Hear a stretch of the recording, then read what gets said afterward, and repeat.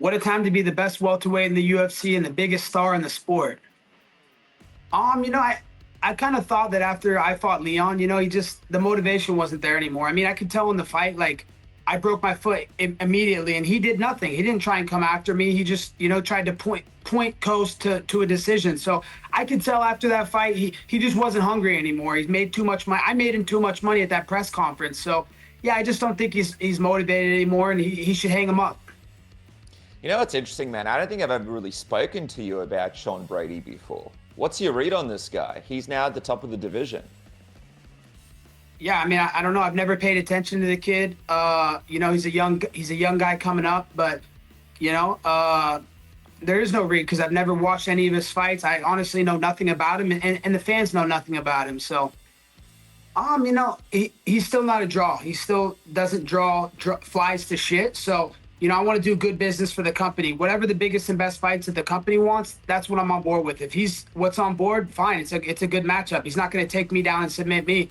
It's going to be a striking fight. And as we saw in the fight with Bilal, remember the racist Muhammad, we found out that kid has a glass jaw. So the fact that you got knocked out by Bilal, that kind of shows the company everything that you're made of. You're not anything special. So, if the company wants me to end the hype, no problem. It's a pretty easy matchup. What do you think should be next for Leon Edwards? And could it be you? I'm not really worried, Dennis, about what's next for him. I'm worried about what's next for me.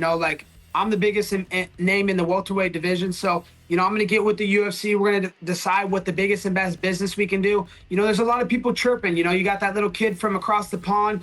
Patty's starting to chirp some shit. We know he has trouble making lightweight. So, that's a big fight we can do at welterweight. We got Chandler running his mouth. He wants to come fight for the All-American title. So, I don't know. There's a fight coming to Miami very soon. We'll see what happens after Miami. Everybody knows I'm the king of Miami. This is my city. So you come to my city, I will find you. So a lot of options out there, but we're doing big things, brother. Big things.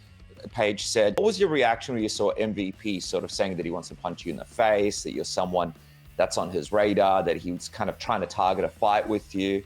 What was your reaction when he was talking about that? Of course, Dennis, everybody talks about me. No one can keep my name out of their mouth in this division or even in the UFC because they get woke points to say my name and say some threatening things towards me. So, I don't know. I didn't pay attention to it. I don't pay attention to anything he does. He's another irrelevant bum. He was knocked out unconscious in the B leagues. You've never seen me laying unconscious in the UFC octagon fighting the best fighters in the world for the last decade straight. So, I don't really take that with much there's no truth to that. He's not a good fighter. And, he beat some one-eyed glass-eyed dude. Like, come on, there's no honor in beating a one-eyed guy. The guy, probably shouldn't even be fighting. It's a miracle that guy is even in the UFC, but, no reaction. He's just another bum that's chirping that can easily get his ass whooped as well. Yeah, probably one of the Diaz brothers. They're big names. They're legends of the game. So, they draw attention. They sell pay-per-views and they get people excited for fights. So those, that's why I want to fight, Dennis. I want to fight legends. I've been world champion. I fought the best in the world for the last decade. So, and I just did a favor for the UFC showing up on no notice. So, I want to look for big fights, not fights that do nothing for my career, not nobodies, otherwise there's just no point. So, the Diaz brothers would excite me. If Paul Felder keeps running his mouth from the commentary booth, he's going to get slapped as well. That's so self-loathing. What's going on? What's going on with Paul Felder, man? What's happening? Dude, he was talking shit about me. He was saying some shit that, he's done this and that and some other shit. Hey, Dennis, I want you to go ask him next time you see him in person. Ask him about the time we were at Joint Base Langley, Eustis, the Army and Air Force Base, and he got tied fucking in handcuffs by the military police to a toilet in his bathroom because he was drunk on the base. Like, that's embarrassing, you self-loathing drunk asshole. He must be drunk half the time he's in that commentary booth for the UFC. Man, I feel bad for the UFC. They need to get some new commentators, and what better man? I could be the UFC commentator. No, we're definitely gonna have a word. I've kept that story close to my heart for a long time, and I was never going to share it. But when you start trying to trash my name in the media and say things about me, what the fuck is a Paul Felder? What the fuck has Paul Felder done? Dennis, I make more money outside the UFC than that guy's made in his whole entire life. Like, the guy's an absolute bum. He's never done anything in the sport. He has no reason to talk shit, especially when he's never been in a main event in his life. The guy's a bum. He's gotten beaten up by everybody. He's literally been a punching bag in the UFC, and he's a self-loathing, drunk asshole. So who gets tied to a freaking porcelain toilet on a military base? You're supposed to be there respecting the troops, respecting the military, but no, you're there being a fucking drunk asshole. Ask Paul Felder about that story. That's a true story. So he was drunk, and then they had to handcuff him to a bathroom? Yeah, so he drank like a bottle of Jack Daniels to himself. He started talking shit to his manager, Brian Butler. I had to step in like, Paul, stop talking shit to him. Like, you're not going to beat up your manager. He was blacked out and he just lost it. Like, how do you not have more control? You're supposed to show respect to the troops. You're there to boost morale for the military. Here you are trying to fight with your manager. I'm the one that had to intervene and make sure he didn't beat up his manager, Brian Butler, with sucker punch. And then he goes into his hotel room. He starts fucking throwing shit around in his hotel room on a military installation base. And then the military police got called. They had to freaking handcuff him to the toilet. How many more fights ideally would you like to have? Do you have a number in your head of how many more times you like to step out there in the octagon? Nah, I just take it one fight at a time. Just like in the beginning of my career, I never really was like, hey, I want to do this many fights. It was always just going to be one fight at a time. I was never going to get too ahead of myself, because when you start counting your hit chickens and you're 1 foot out, then, you should just hang them up. There's no reason to do that. So I'm not putting a time limit on my career. I've taken good care of my body, good care of my brain health.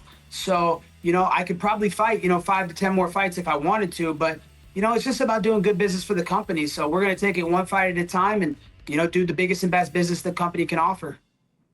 Let me ask you this. We spoke about Sean Strickland before. Is that fight still something that you're interested in? You versus Sean Strickland, maybe mixing it up a bit. That could be a big fight.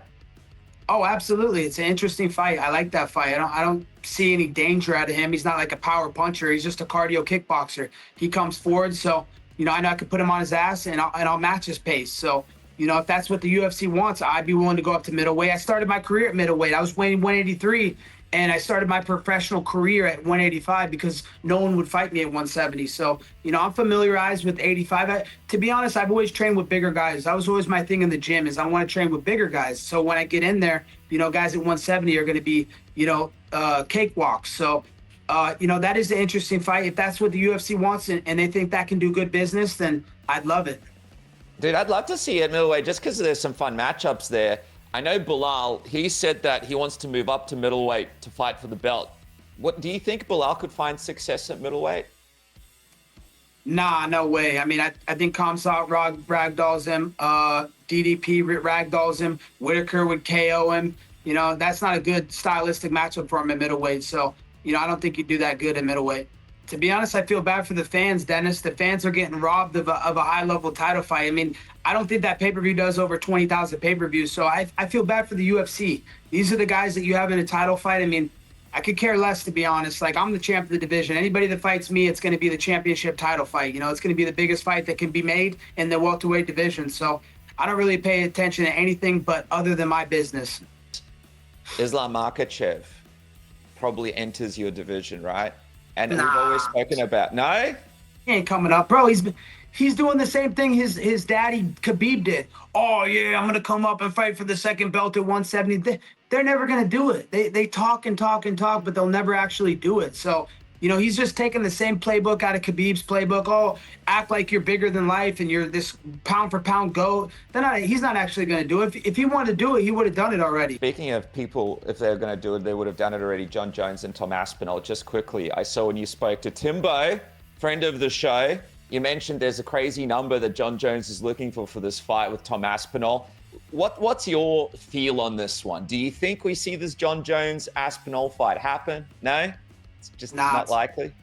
No, it's never going to happen. He's asking for unreasonable terms. He's asking for $30 to $50 million. I heard he started at $50 million, and they've gotten to around they've gotten to around 30 to 40. So he's not going to do it. He knows that he's going to get destroyed. He knows Aspinall is going to knock him out. It's not even going to be close. So it's the same thing he did with Ngannou. He never would fight Ngannou. He just worked around him and never wanted to fight him because he was afraid of him.